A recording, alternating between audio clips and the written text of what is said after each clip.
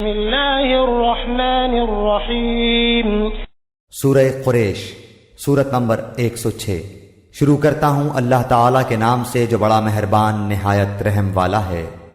لإیلاف قریش، قریش کے مانوس کرنے کے لیے۔ ایلافہم رحلۃ الشتاء والصیف، یعنی انہیں جاڑے اور گرمی کے سفر سے مانوس کرنے کے لیے، اس کے شکریے میں۔